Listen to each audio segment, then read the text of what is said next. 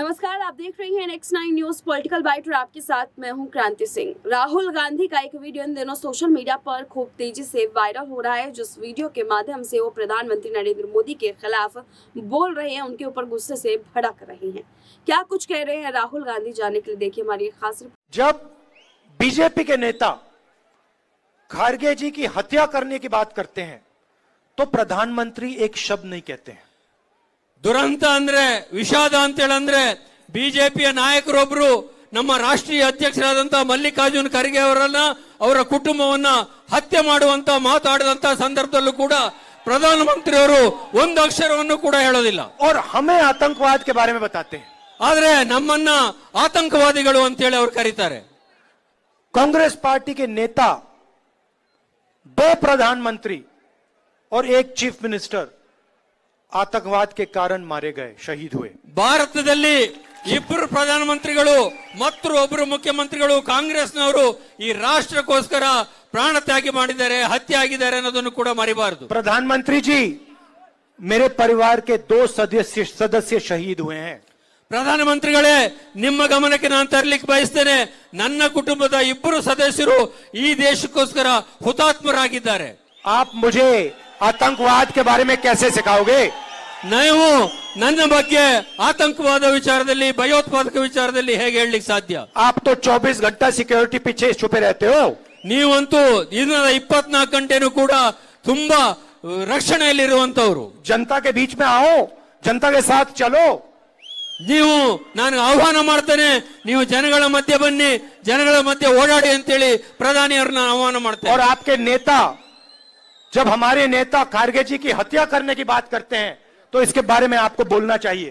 ಯಾವಾಗ ನಿಮ್ಮ ಪಕ್ಷದ ಒಬ್ಬ ಮುಖಂಡ ಶಾಸಕ ಸ್ಥಾನಕ್ಕೆ ಸ್ಪರ್ಧೆ ಮಾಡಿರುವಂತವರು ಖರ್ಗೆ ಅವರನ್ನ ಕೊಲೆ ಮಾಡುವಂತ ಮಾತನಾಡ್ತಾರೆ, ಅದರ ಬಗ್ಗೆ ವಿರುದ್ಧ ನೀವು ಮಾತಾಡುವಂತ ಧೈರ್ಯವನ್ನ ತೋರಿಸಬೇಕು। और खड़गे जी के बारे में तमीज से बात करनी चाहिए आपको। Mysore sandal scam, Mysuru sandal soap ಇಡೀ ವಿಶ್ವ ಪ್ರಸಿದ್ಧಿಯಾಗಿರುವಂತದ್ದು, ಅದರಲ್ಲೂ ಕೂಡ ಒಂದು ಸ್ಕ್ಯಾಮ್ ನಡೆಯುವಂತ ಸ್ಥಿತಿಗೆ ಬಂದು ನಿಂತಿದೆ। एमएलए का बेटा 8 करोड़ रुपए कैश के साथ पकड़ा जाता है। ಚನ್ನಗಿರಿಯ ಶಾಸಕರಾದಂತ ಮಾಡಾಳು ವೀರಪಕ್ಷಪ್ಪನ ಮಗ, ಅವನ ಮನೆಯಲ್ಲಿ 8 ಕೋಟಿ ರೂಪಾಯಿ ಕ್ಯಾಶ್ ಸಿಗುವಂತ ಮಟ್ಟಿಗೆ ಅಲ್ಲಿ ಭ್ರಷ್ಟಾಚಾರ ನಡೆದಿತ್ತು। और बीजेपी का एमएलए कहता है कि सीएम की कुर्सी 2500 करोड़ में खरीदी जा सकती। ಬಿಜೆಪಿಯ ಒಬ್ರು ಹಿರಿಯ ನಾಯಕರು, ಶಾಸಕರು ಹೇಳ್ತಾರೆ, ಕರ್ನಾಟಕದಲ್ಲಿ ಮುಖ್ಯಮಂತ್ರಿ ಹುದ್ದೆಯನ್ನ, ಪದವಿಯನ್ನ 2,500 ಕೋಟಿ ರೂಪಾಯಿ ಕೊಟ್ಟು ಕೊಳ್ಳಿಕ್ಕೆ ಅವಕಾಶ ಇದೆ ಅನ್ನೋ ಮಾತನ್ನ ಬಿಜೆಪಿ ನಾಯಕರು, ಶಾಸಕರು ಹೇಳ್ತಾರೆ। कर्नाटक में जो भ्रष्टाचार हुआ वो 6 साल के बच्चे को मालूम है। ಕರ್ನಾಟಕದಲ್ಲಿ ಏನು ಭ್ರಷ್ಟಾಚಾರ ಇತ್ತು, ಇದೆ, ಅದು ಸಣ್ಣ 6 ವರ್ಷದ ಮಗುವಿಗೂ ಕೂಡ ಗೊತ್ತಿರುವಷ್ಟು ಮಟ್ಟಿಗೆ ಪ್ರಸಿದ್ಧಿಯಾಗಿದೆ। पिछले 3 साल से बीजेपी की सरकार है। ಕಳೆದ 3 ವರ್ಷದಿಂದ ರಾಜ್ಯದಲ್ಲಿ ಬಿಜೆಪಿ ಸರ್ಕಾರ ನಡೀತಾ ಇದೆ। प्रधानमंत्री को भी कर्नाटक के भ्रष्टाचार के बारे में मालूम होगा। ಪ್ರಧಾನಮಂತ್ರಿಗಳಿಗೂ ಕೂಡ ಕರ್ನಾಟಕದಲ್ಲಿ ನಡೀತಾ ಇರುವಂತಹ ಭ್ರಷ್ಟಾಚಾರದ ಬಗ್ಗೆ ಮಾಹಿತಿ ಇರಲೇಬೇಕಾಗ್ತದೆ। आप ही ने तो कहा था डबल इंजन सरकार। ನೀವೇ ಹೇಳಿದ್ರಿ, ಡಬಲ್ ಇಂಜಿನ್ ಸರ್ಕಾರ ಇದ್ರೆ ರಾಜ್ಯ ಉದ್ಧಾರ ಆಗ್ತದೆ ಅಂತೇಳಿ। इस बार डबल इंजन चोरी हुई है। ಈಗ ಡಬಲ್ ಇಂಜಿನ್ ಕಳ್ಳತನ ಆಗಿದೆ। मोदी जी, आप कर्नाटक की जनता को बताइए 40% का कौन से इंजन को कितना मिला? ಪ್ರಧಾನಮಂತ್ರಿ ಮೋದಿಜಿ ಅವರೇ, ಈಗ ನೀವು ಹೇಳಬೇಕು, ನಿಮ್ಮ ಡಬಲ್ ಇಂಜಿನ್ ಸರ್ಕಾರದಲ್ಲಿ ಈ 40% ಭ್ರಷ್ಟಾಚಾರ ಇದೆಯಲ್ಲ, ಅದು ಯಾವ ಇಂಜಿನ್ಗೆ ಎಷ್ಟು ಹೋಯ್ತು ಅನ್ನೋದನ್ನ ನೀವೇ ಹೇಳಬೇಕೀಗ। प्रधानमंत्री यहां आते हैं और कहते हैं कि कांग्रेस पार्टी ने मेरे ऊपर 91 बार आक्रमण किया है। ಪ್ರಧಾನಮಂತ್ರಿಗಳು ಕರ್ನಾಟಕಕ್ಕೆ ಬರ್ತಾರೆ, ಭಾಷಣ ಮಾಡ್ತಾರೆ, ಕರ್ನಾಟಕದಲ್ಲಿ ಕಾಂಗ್ರೆಸ್ ಪಕ್ಷದವರು ಭಾರತ ದೇಶದಲ್ಲಿ ಇದುವರೆಗೆ ನನ್ನ ಮೇಲೆ 91 ಆರೋಪಗಳನ್ನ, ಆಪಾದನೆಗಳನ್ನ ಮಾಡಿದ್ದಾರೆ ಅಂತೇಳಿ। मगर पहले प्रधानमंत्री जी, आप कर्नाटक को बताइए आपने भ्रष्टाचार के बारे में क्या किया, क्या इंक्वायरी कराई, कितने लोगों को जेल में डाला? ಆದ್ರೆ ಪ್ರಧಾನಮಂತ್ರಿಗಳಲ್ಲಿ ನಾನೊಂದು ವಿನಂತಿ ಏನ್ ಮಾಡ್ತೇನೆ, ನೀವು ಎಷ್ಟು ಸರ್ತಿ ಕಾಂಗ್ರೆಸ್ನವರು ನಿಮ್ಮನ್ನು ಬೈದ್ರು ಅಂತ ಲೆಕ್ಕ ಇಡೋದ್ರ ಬದಲಾಗಿ ಕರ್ನಾಟಕದಲ್ಲಿ ಉದ್ಧಾರ ಮಾಡಲಿಕ್ಕೆ, ಕರ್ನಾಟಕದ ಆಡಳಿತವನ್ನು ಸುಧಾರಣೆ ಮಾಡಲಿಕ್ಕೆ ನೀವೇನೇನು ಕ್ರಮ ಕೈಗೊಂಡ್ರಿ ಅನ್ನೋದನ್ನ ಮೊದಲು ಕರ್ನಾಟಕ ಜನತೆಗೆ ಹೇಳಿ ಅಂತ ವಿನಂತಿಯನ್ನು ಮಾಡ್ಕೊಳ್ತೇನೆ। मैंने लोकसभा में आपसे सवाल पूछा था अदानी जी के बारे में सवाल पूछा था कि आपका रिश्ता अदानी के साथ कैसा है। ನಾನು ಲೋಕಸಭೆ ಸದಸ್ಯನಾಗಿದ್ದಂತ ಸಂದರ್ಭದಲ್ಲಿ ಲೋಕಸಭೆಯಲ್ಲಿ ಮಾತಾಡುವಂತ ಸಂದರ್ಭದಲ್ಲಿ ಪ್ರಧಾನಮಂತ್ರಿಯರು ಒಂದು ಮಾತು ಕೇಳಿದ್ದೆ, ನಿಮಗೂ ಮತ್ತು ಗೌತಮ್ ಅದಾನಿ ಅವರಿಗೂ ಇರುವಂತ ಸಂಬಂಧ ಏನು ಹೇಳಿ ಅಂತ ಅಷ್ಟೇ ನಾನು ಲೋಕಸಭೆಯಲ್ಲಿ ಅವರಿಗೆ ಪ್ರಶ್ನೆ ಕೇಳಿದ್ದೆ. मुझे लोकसभा से डिस्क्वालीफाई कर दिया। ಅದನ್ನ ಕೇಳಿದ್ದಕ್ಕೋಸ್ಕರ ನನ್ನನ್ನ ಲೋಕಸಭೆಯಿಂದ ಹೊರಗಾಗ್ತಕ್ಕಂತ ಕೆಲಸವನ್ನು ಮಾಡಿದ್ರು. मैंने भ्रष्टाचार का सवाल उठाया, मुझे लोकसभा से हटा दिया। ನಾನು ಭ್ರಷ್ಟಾಚಾರದ ವಿಷಯದಲ್ಲಿ ಪ್ರಸ್ತಾಪ ಮಾಡಿದೆ, ಅದರಿಂದ ನನ್ನನ್ನು ಲೋಕಸಭಾ ಸದಸ್ಯದಿಂದ ಹೊರಗಾಗ್ತಕ್ಕಂತ ಕೆಲಸವನ್ನು ಅವರು ಮಾಡಿದ್ರು. और जो यहाँ भ्रष्टाचार कर रहे हैं उनके खिलाफ कोई कार्रवाई नहीं करते हैं प्रधानमंत्री। ಕರ್ನಾಟಕದಲ್ಲಿ ಇಷ್ಟೊಂದು ಭ್ರಷ್ಟಾಚಾರ ನಡೀತಾ ಇದೆ, ಅದ್ರ ಬಗ್ಗೆ ಏನು ಮಾತಾಡೋದಿಲ್ಲ, ಏನು ಮಾಡೋದಿಲ್ಲ. ಆದ್ರೆ ಭ್ರಷ್ಟಾಚಾರದ ಬಗ್ಗೆ ಪ್ರಶ್ನೆ ಮಾಡಿದಕ್ಕೆ ಮಾತ್ರ ನನ್ನನ್ನು ಲೋಕಸಭೆಯಿಂದ ಹೊರಗಾಕಿದ್ರು. मैं यहाँ आया और सबसे पहले मैंने अपने नेताओं के नाम लिए। ನಾನು ಇಲ್ಲಿ ಬಂದೆ, ನಾನು ಬಂದ ನಂತರ ಇಲ್ಲಿ ನಮ್ಮ ವೇದಿಕೆ ಮೇಲೆ ಕೂತಿರುವಂತ ಎಲ್ಲ ಕಾಂಗ್ರೆಸ್ ನಾಯಕರುಗಳ ಹೆಸರನ್ನ ನಿಮ್ಮ ಮುಂದೆ ಪ್ರಸ್ತಾಪ ಮಾಡಿದೆ. जहां भी हम जाते हैं सीनियर नेताओं का नाम लेते हैं, लोकल नेताओं का नाम लेते हैं। डीके शिव कुमार, सिद्धरमैया जी, खारगे जी। ನಾನು ಕರ್ನಾಟಕದಲ್ಲಿ ಉದ್ದಾಗಲಕ್ಕೆ ಎಲ್ಲೇ ಪ್ರವಾಸ ಮಾಡಿದ್ರು, ಎಲ್ಲೇ ಭಾಷಣ ಮಾಡುವಂತ ಸಂದರ್ಭದಲ್ಲಿ ಸ್ಥಳೀಯ ಕಾಂಗ್ರೆಸ್ ನಾಯಕರುಗಳ ಹೆಸರನ್ನು ಹೇಳ್ತೇನೆ. ಡಿ.ಕೆ. ಶಿವಕುಮಾರ್ ಇರ್ಬೋದು, ಸಿದ್ದರಾಮಯ್ಯನವರು ಇರ್ಬೋದು, ಮಲ್ಲಿಕಾರ್ಜುನ್ ಖರ್ಗೆಜಿ ಅವರು ಇರ್ಬೋದು, ಇವರೆಲ್ಲ ಹೆಸರನ್ನು ಪ್ರಸ್ತಾಪ ಮಾಡಿ ಭಾಷಣ ಪ್ರಾರಂಭ ಮಾಡ್ತೇನೆ. मोदी जी अपने नेताओं के नाम नहीं लेते थे, ಆದ್ರೆ ಪ್ರಧಾನಿ ಮೋದಿ ಅವರು ಮಾತ್ರ ಅವರ ಪಕ್ಷದ ಯಾವ ನಾಯಕರನ್ನು ಕೂಡ ಯಾವುದೇ ಸಭೆಯಲ್ಲೂ ಪ್ರಸ್ತಾಪ ಮಾಡೋದಿಲ್ಲ. जैसे आपने हमारा रोड शो देखा, हम सब एक साथ खड़े थे।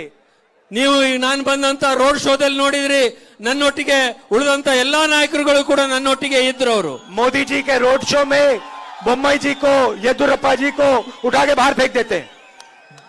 ಪ್ರಧಾನಿ ಮೋದಿ ಅವರು ಮಾಡುವಂತ ರೋಡ್ ಶೋದಲ್ಲಿ ಮುಖ್ಯಮಂತ್ರಿ ಆಗಿರುವಂತ ಬಸವರಾಜ ಬೊಮ್ಮಾಯಿ, ಮಾಜಿ ಮುಖ್ಯಮಂತ್ರಿ ಆದ ಯಡಿಯೂರಪ್ಪನವ್ರನ್ನ ಅವರೊಟ್ಟಿಗೆ ರೋಡ್ ಶೋದಲ್ಲಿ ಭಾಗವಹಿಸಲಿಕ್ಕೆ ಬಿಡೋದಿಲ್ಲ, ಅವ್ರು ಎತ್ತಿ ಹೊರಗಾಗ್ತಕ್ಕಂತ ಕೆಲಸ ಮಾಡ್ತಾರೆ. मोदी जी गाड़ी पे चलते हैं, बाकी लोग सड़क पे चढ़ते हैं।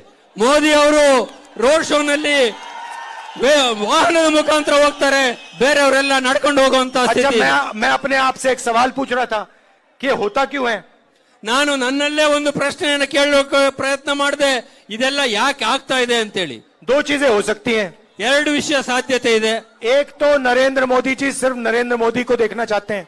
ಒಂದು, ಪ್ರಧಾನಿ ನರೇಂದ್ರ ಮೋದಿ ಅವರು ತಮ್ಮನ್ನು ಮಾತ್ರ ನರೇಂದ್ರ ಮೋದಿಯನ್ನು ನೋಡ್ಕೊಳ್ಳಿಕ್ ಬಯಸ್ತಾರೆ ಹೊರತು, ನೋಡ್ಲಿಕ್ಕೆ ಬಯಸ್ತಾರೆ ಹೊರತು ಬೇರೆಯವ್ರು ನೋಡ್ಲಿಕ್ಕೆ ಬಯಸೋದಿಲ್ಲ. वो सबको अपने से नीचा मानते हैं, ಬೇರೆಯವ್ರನ್ನೆಲ್ಲ ಅವರಿಗಿಂತ ಕೀಳು ಅಂತೇಳಿ ಭಾವಿಸ್ತಾರೆ. तो इसलिए चाहते हैं कि नरेंद्र मोदी बस पे चले, गाड़ी पे चले और बाकी लोग दिखाई ना दें। ಅದಕ್ಕೋಸ್ಕರ ನರೇಂದ್ರ ಮೋದಿ ಅವರು ಬಸ್ ಮೇಲೆ, ವಾಹನದ ಮೇಲೆ ಬರ್ತಾರೆ, ಅವ್ರು ಮಾತ್ರ ಕಾಣಬೇಕು, ಬೇರೆಯವರೆಲ್ಲ ರಸ್ತೆ ಮುಖಾಂತರ ಬರಬೇಕು, ಅವ್ರು ಯಾರಿಗೂ ಕಾಣಬಾರದು ಅಂತೇಳಿ. दूसरी बात भी हो सकती है, ಅದಲ್ಲದೆ ಇನ್ನೊಂದು ವಿಷಯನೂ ಕೂಡ ಇರ್ಲಿಕ್ಕೆ ಸಾಧ್ಯತೆ ಇದೆ. ये भी हो सकता है कि नरेंद्र मोदी जानते हैं कि येदुरप्पा जी, बोम्मई जी, ये सारे जो हैं बिल्कुल भ्रष्ट हैं। ಇನ್ನೊಂದು ವಿಷಯ ಇರಬಹುದು, ನರೇಂದ್ರ ಮೋದಿ ಅವರು ಕೂಡ ಆಂತರಿಕವಾಗಿ ಗೊತ್ತಿದೆ, ಈ ಯಡಿಯೂರಪ್ಪನವರು, ಬಸವರಾಜ ಬೊಮ್ಮಾಯಿ ಅವರು ಬಹಳ ಭ್ರಷ್ಟರಿರೋದ್ರಿಂದ ಅವ್ರನ್ನ ಜನಗಳಿಗೆ ತೋರಿಸಬಾರದು ಅಂತೇಳಿ. और नरेंद्र मोदी जी उनको आपसे छुपाना चाहते हैं। ನರೇಂದ್ರ ಮೋದಿ ಅವರು ಅವರನ್ನ ತಮ್ಮಿಂದ ಅಡಗಿಸಲಿಕ್ಕೆ ಪ್ರಯತ್ನ ಮಾಡ್ತಾ ಇದ್ದಾರೆ. मगर पूरा कर्नाटका जानता है कि डबल इंजन की सरकार है। ಇಡೀ ಕರ್ನಾಟಕ ಗೊತ್ತಿದೆ ಇಲ್ಲಿ ನಡೀತಾ ಇರುವಂತದ್ದು ಡಬಲ್ ಇಂಜಿನ್ ಸರ್ಕಾರ ಅಂತೇಳಿ. अगर कर्नाटक में चोरी हुई है तो दिल्ली को भी फायदा मिला होगा। ಕರ್ನಾಟಕದಲ್ಲಿ ಕಳ್ಳತನ ಆಗಿದೆ ಅಂತೇಳಂದ್ರೆ ಅದರ ಲಾಭ ದೆಹಲಿಗೂ ಕೂಡ ಹಾಗೇ ಇರ್ತದೆ ಅನ್ನೋದು ಗೊತ್ತಿರುವಂತ ವಿಷಯನೇ. नहीं तो प्रधानमंत्री कर्नाटक की सरकार के बारे में कुछ करते। ಇಲ್ಲದೆ ಹೋಗಿದ್ರೆ ಪ್ರಧಾನಿ ಮೋದಿ ಅವರು ಕರ್ನಾಟಕ ಸರ್ಕಾರದ ಭ್ರಷ್ಟಾಚಾರದ ವಿಚಾರದಲ್ಲಿ ಇದುವರೆಗೆ ಕೆಲವು ಕ್ರಮಗಳನ್ನು ಕೈಗೊಳ್ಳಬೇಕಾಗಿತ್ತು. कार्रवाई करते, एक्शन लेते किसी पर। ಇದ್ರ ಮೇಲೆ ಏನಾದ್ರೂ ಕ್ರಮ ಕೈಗೊಳ್ಳಬೇಕಾಗಿತ್ತು, ಯಾರ ಮೇಲಾದ್ರೂ ಕಠಿಣ ಕ್ರಮ ಆಗಬೇಕಾಗಿತ್ತು, ಶಿಕ್ಷೆ ಆಗಬೇಕಾಗಿತ್ತು, ಯಾವುದೂ ಆಗಿಲ್ಲ. तो पिछले 3 सालों के बारे में नरेंद्र मोदी जी ने कुछ नहीं कहा। ಕಳೆದ 3-3.5 ವರ್ಷಗಳ ಕರ್ನಾಟಕದ ಬಿಜೆಪಿ ಆಡಳಿತದ ಬಗ್ಗೆ ಕರ್ನಾಟಕದಲ್ಲಿ ಸಾರ್ವಜನಿಕ ಸಭೆಯಲ್ಲಿ ಮೋದಿ ಅವರು ಇದುವರೆಗೆ ಯಾವ ವಿಷಯನೂ ಕೂಡ ಪ್ರಸ್ತಾಪ ಮಾಡಿಲ್ಲ. भ्रष्टाचार, बेरोजगारी, महंगाई के बारे में एक शब्द नहीं कहते। ಭ್ರಷ್ಟಾಚಾರದ ವಿಚಾರದಲ್ಲಿ, ನಿರುದ್ಯೋಗದ ವಿಚಾರದಲ್ಲಿ, ಬೆಲೆ ಏರಿಕೆ ವಿಚಾರದಲ್ಲಿ ಒಂದು ಅಕ್ಷರ, ಒಂದು ಚಕಾರವನ್ನು ಕೂಡ ಈ ಸಭೆಗಳಲ್ಲಿ ಅವರು ಹೇಳ್ತಾ ಇಲ್ಲ. मणिपुर में आग लगी हुई है, ಮಣಿಪುರದಲ್ಲಿ ದೊಡ್ಡದಾಗಿರ್ತಕ್ಕಂತ ದಂಗೆ, ಗಲಾಟೆ ನಡೀತಾ ಇದೆ, लोग मारे जा रहे हैं। ಜನ ಅಲ್ಲಿ ಸಾಯ್ತಾ ಇದ್ದಾರೆ. प्रधानमंत्री को कुछ लेना देना नहीं, होम मिनिस्टर को कुछ लेना देना नहीं। ಪ್ರಧಾನಮಂತ್ರಿಗಳಿಗೆ ಅಥವಾ ಗೃಹ ಸಚಿವರಿಗೆ ಅದು ಸಂಬಂಧ ಇಲ್ವೇ ಏನೋ ಅಂತಕ್ಕಂಥ ರೀತಿಯಲ್ಲಿ ಅವರು ನಡ್ಕೊಳ್ತಾ ಇದ್ದಾರೆ। नफरत की राजनीति का नतीजा है ದ್ವೇಷದ मणिपुर में हो रहा है। ದ್ವೇಷದ ರಾಜಕಾರಣವನ್ನ ಮಾಡಿದರೆ ಏನಾಗ್ತದೆ ಅನ್ನೋದು ಮಣಿಪುರದಲ್ಲಿ ಈಗ ನಡೀತಾ ಇರುವಂತಹ ಘಟನೆಗಳಿಂದ ಜಗಜ್ಜಾಹೀರಾಗಿದೆ। अगर मणिपुर आज जल रहा है तो नफरत की राजनीति के कारण जल रहा है। ಮಣಿಪುರದಲ್ಲಿ ಇವತ್ತು ಬೆಂಕಿ ಹತ್ತುಕೊಂಡಿದ್ರೆ ಮಣಿಪುರದಲ್ಲಿ ಅದಕ್ಕೆ ಮುಖ್ಯವಾಗಿರ್ತಕ್ಕಂಥ ಕಾರಣ ಭಾರತದಲ್ಲಿ ನಡೀತಾ ಇರುವಂತಹ ದ್ವೇಷದ ರಾಜಕಾರಣದಿಂದ ಮಣಿಪುರ ಹತ್ತಿ ಉರಿತಾ ಇದೆ। और इस राजनीति के खिलाफ हमने भारत जोड़ो यात्रा चालू की थी। ಇಂತಹ ರಾಜಕಾರಣದ ವಿರುದ್ಧವೇ ದ್ವೇಷದ ರಾಜಕಾರಣದ ವಿರುದ್ಧವೇ ನಾವು ಭಾರತ ಜೋಡೋ ಯಾತ್ರವನ್ನ ಪ್ರಾರಂಭ ಮಾಡಿದ್ದು। और यही हमारी विचारधारा है।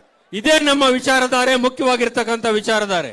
प्रधानमंत्री ने पिछले 4 सालों के बारे में कुछ नहीं बोला, आने वाले समय के बारे में भी नहीं बोलते। ಪ್ರಧಾನಮಂತ್ರಿಗಳು ಕಳೆದ 4 ವರ್ಷಗಳ ಬಗ್ಗೆ ಏನು ಕೂಡ ಹೇಳಲಿಲ್ಲ, ಮುಂದಿನ ದಿನಗಳ ಭವಿಷ್ಯದ ಬಗ್ಗೆನೂ ಕೂಡ ಯಾವುದೇ ಮಾತನಾಡ್ತಾ ಇಲ್ಲ। कर्नाटक के युवाओं के लिए क्या करोगे, कर्नाटक की माताएं बहनों के लिए क्या करोगे, कर्नाटक के किसानों के लिए क्या करोगे, गिग वर्कर्स के लिए क्या करोगे, कर्नाटकದ तो बता दो।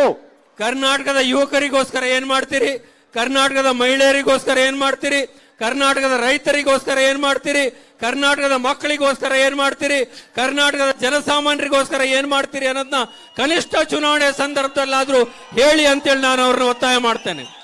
ये चुनाव कर्नाटक की जनता का चुनाव है, नरेंद्र मोदी का चुनाव नहीं है। ಈಗ ಕರ್ನಾಟಕದಲ್ಲಿ ನಡೀತಾ ಇರುವಂತಹ ಚುನಾವಣೆ ಕರ್ನಾಟಕದ ಜನಸಾಮಾನ್ಯರ ಚುನಾವಣೆ ಹೊರತು ಪ್ರಧಾನಿ ನರೇಂದ್ರ ಮೋದಿ ಅವರ ಚುನಾವಣೆ ಅಲ್ಲ। अब मैं आपको कांग्रेस पार्टी के बारे में कहना चाहता हूं, हम पहले दिन पहली कैबिनेट मीटिंग में आपके लिए क्या करने जा रहे हैं। ನಾನೀಗ ನಿಮ್ಮ ಮುಂದೆ ಹೇಳ್ತೇನೆ, ನೀವು ನಾಡ್ದು ಮೇ 10ನೇ ತಾರೀಕು ಮತದಾನ ಮಾಡಿ ಕರ್ನಾಟಕದಲ್ಲಿ ಕಾಂಗ್ರೆಸ್ ಸರ್ಕಾರ ತರ್ತೀರಿ, ಆ ಸಂದರ್ಭದಲ್ಲಿ ಕಾಂಗ್ರೆಸ್ ಸರ್ಕಾರ ನಿಮಗೆ ಏನು ಮಾಡ್ತದೆ ಅನ್ನೋದನ್ನ ನಾನೀಗ ನಿಮ್ಮ ಮುಂದೆ ಹೇಳಲಿಕ್ಕೆ ಬಯಸ್ತೇನೆ। महंगाई की चोट महिलाओं को सबसे ज्यादा पड़ती है। ಬೆಲೆ ಏರಿಕೆಯಿಂದಾಗಿ ಅತ್ಯಂತ ಕಷ್ಟ ಅನುಭವಿಸುವಂತವರು ನನ್ನ ತಾಯಂದಿರು ಮತ್ತು ಮಹಿಳೆಯರು। राहुल गांधी और प्रधानमंत्री नरेंद्र मोदी के बीच की ये नोकझोंक हमने आपके साथ इसलिए भी साझा की ताकि आप समझ सके कि इस वक्त सियासत में क्या कुछ नया चल रहा है। फिलहाल अभी के लिए बस इतना ही। देश दुनिया की तमाम बड़ी खबरों के लिए देखते रहिए नेक्स्ट 9 न्यूज पॉलिटिकल बाइट।